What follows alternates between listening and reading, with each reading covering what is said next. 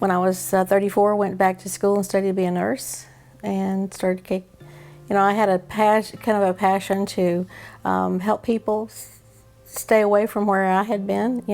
That their families wouldn't have the pain and the loss, and that people can actually get better by doing natural things. And so I started doing some health studies, and I would do lectures, and I would do cooking classes, and it's exciting. Just recently I found out more about how I had benefited somebody. One lady sent me an email. She was actually a young girl that decided to study to be a nurse, and she said she wanted to thank me for a program I did at one of the churches. She says, I lost 90 pounds, and she said, you saved my dad's life because he was having heart problems, and so I had no idea about that. So just to hear back from just a little bit of some things you can help people with. So that had been my passion for years, because then my husband's father got cancer and died, and then my dad's two brothers and two cousins. So we had a lot of cancer in the family. So I had been for years looking into things that actually would benefit people if they get cancer, if there's anything they can do to help stop the spread or to get better. And so then in 2012, I was diagnosed with breast cancer. So actually the hardest part for me at that point is to telling the family. That was the most emotional part. Because having cancer in the family for so long, it was almost like I expected it to get cancer. I don't know if that makes any sense. So when I actually did, it didn't surprise me all that much, but the fact that I had to tell the family, that was my most heart-wrenching part of the whole thing, actually. Why was it so hard for you? Because maybe because I had been through it when I was young, and to know that my children would have to go through the same thing, losing a parent early. Or my daughter had always had a fear of losing me because I had lost my mother so young. So from a very little child, she had owned up, she had always been afraid of losing her mother. And so here I'm going to have to give her the news that might very well be, It was hard to tell the boys too, but it was especially hard to tell her because she was so fearful of that. Well, breast cancer is the #1 killer of women of cancer. And I had found a lump in my breast, and I went to the doctor and I had a mammogram done. Then they said it didn't look good. They wanted to do a biopsy. Did a biopsy, and they said, yes, it's invasive carcinoma, breast cancer. It's an invasive kind.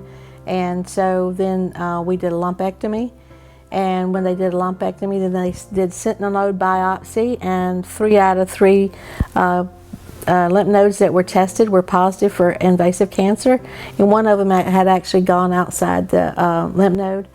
And so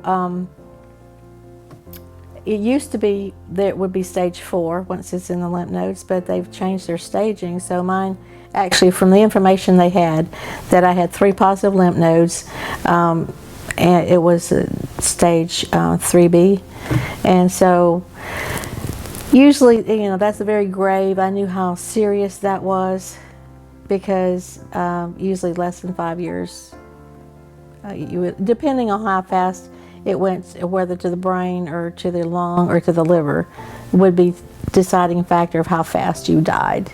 So, but what you have to, so this is what happened for my cancer, and I chose my treatment. Like I said, I had the ovaries removed, which was feeding the cancer, which was causing the cancer, so I removed the hormones.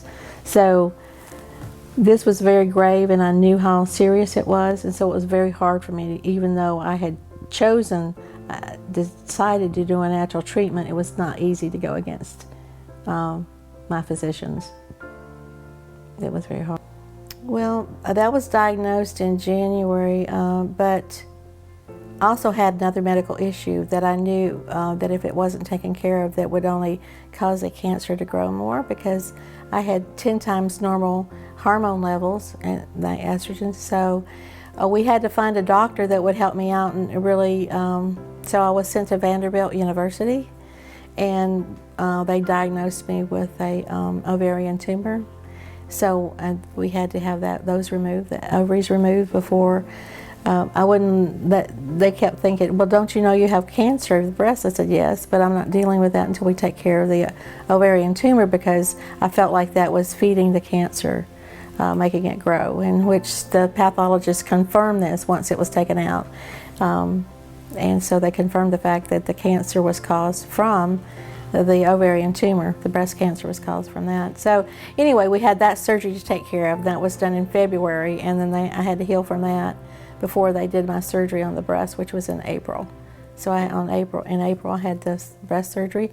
I only did lumpectomies, and they wanted me to sign over the fact that possibly they would do lymph node dissection if they found cancer in the lymph nodes, but I would not agree to that. So Continue. I went down to Uchee Pines, which is a lifestyle center, and but I had actually just gotten the news that it was spread to my lymph nodes, which was kind of a heavy hit for me, because usually as a nurse and a medical profession, you know, if somebody has a lymph node involvement, that's pretty much, you're going to have cancer all over the body pretty much. And so it was really emotional to deal with. So, but it took some readjusting, because I didn't expect it. I thought it was just going to be limited to the lumpectomies, and that it wouldn't be in the lymph nodes. But anyway, when I got down there, yeah, it was exciting. They did, before every treatment, they would have prayer, and someone always stayed right with you. It's such a contrast to our hospitals, you know. It's just, when I got back from the lifestyle center, I had promised my doctor I'd go see the oncologist, radiologist, and so I did that. And I decided against doing the chemo and radiation, but they did want me to get a PET scan. And so I had a PET scan done, which I was very reluctant to do that because of the radioactive glucose. And so I had it done, and I was so thrilled though when I got the results that they did not see any cancer in my major, any organs. So I was really thrilled about that things that I have done were working. I didn't lose my hair. I wasn't sick and throwing up and retching and going through night sweats and different things, and I looked healthy and I felt healthy, and I still do, and I'm doing health seminars. And so there's a better way to treat cancer than what we're offering people today. So when I got the results from my PET scan, I got all the children on a conference call. I got Tim and David and Stacy on a conference call, and they thought I was going to give them some bad news, because I told them I was going to give them my news about the PET scan.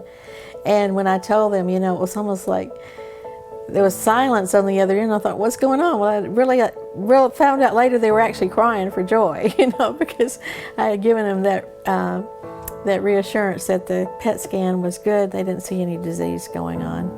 And I felt good. I've been walking 2 miles a day.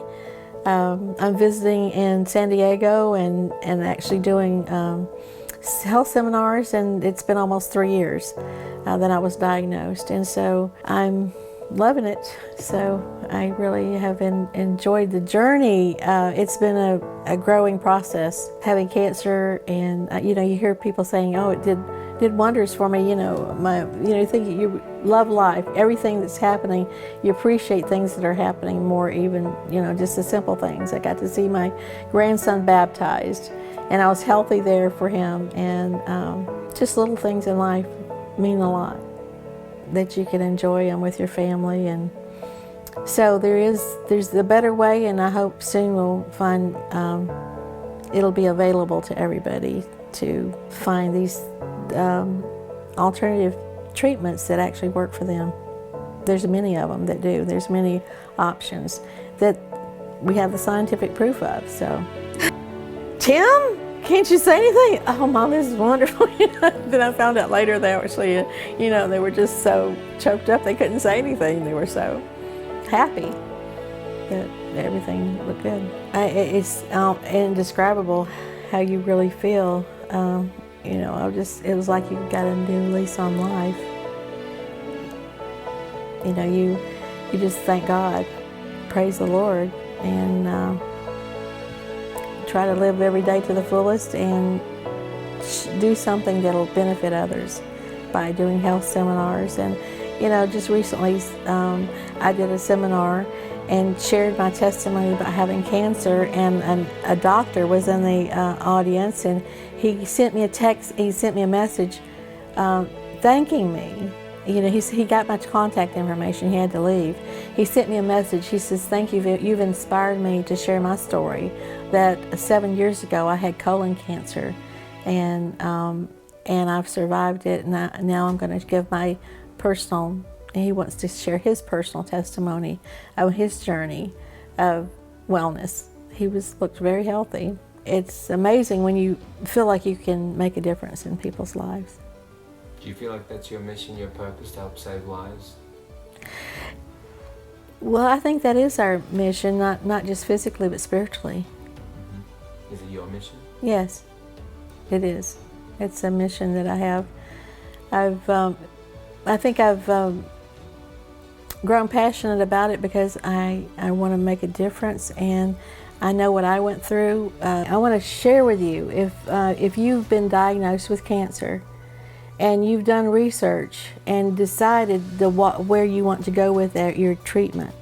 If you've prayed about it and the Lord has helped you decide what treatment you want to do, but you go in and you see your oncologist or you see your radiologist and they try to convince you otherwise, I want to give you some assurance that you can actually go your own route and be confident in it. And you can actually, no matter, I know I have experienced as a nurse, knowing that and studying what I wanted to do as far as my treatment's concerned. When I went into the doctors and talked to them and they wanted me to do something else, it was very hard to go against what they wanted me to do. But my gut feeling was that I needed to go my own route and do natural treatments, because I felt like immunology, increasing my immune system, was the way to treat my cancer. And if that's what you've decided, then that's what you need to do. And the hardest thing is to go against your doctor and your family, because usually the families are saying, you've got to do this or you're going to die, because that's what sometimes the doctors will say. Well, if you don't do chemo, you might be dead in 6 months. Well, you've got to decide your quality of life. If you're going to be dead in 6 months, do you want to spend your 6 months, with the side effects of whatever treatment they want to give you? So you just have to make up your mind and go with it. It's not easy. I've experienced it, and even though I've made this decision, every time I go back for a visit or a checkup, I go through it all over again. And it's not easy, but I felt like it's been in my best interest, and I'm feeling well and happy, and I know I wouldn't have changed anything part of what I've done so far. I'm still enjoying life. So I urge you to go with what you feel is the right treatment for you. With the pain of losing both parents, and if I can make a difference in somebody's life and help them to be healthier and enjoy their life with their family, it is a mission. Yes. Didn't think of it that way, that so many people would be watching this, and my husband said, maybe your test will become your testimony, and it has become my testimony. That my testimony is there's a better way, and you can enjoy life. And just because you've been given the diagnosis of cancer, don't lose hope. You have hope, and God gives you hope and a future. And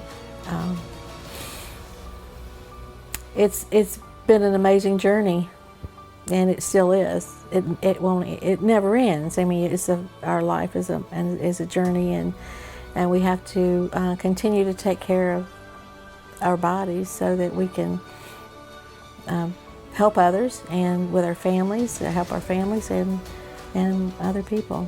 So yes, it's a journey, and it's an exciting journey to know now that I'm going to be able to, this testimony will go out to the world and other people will know there is hope. It's not just hopeless. There's hope and a future with cancer.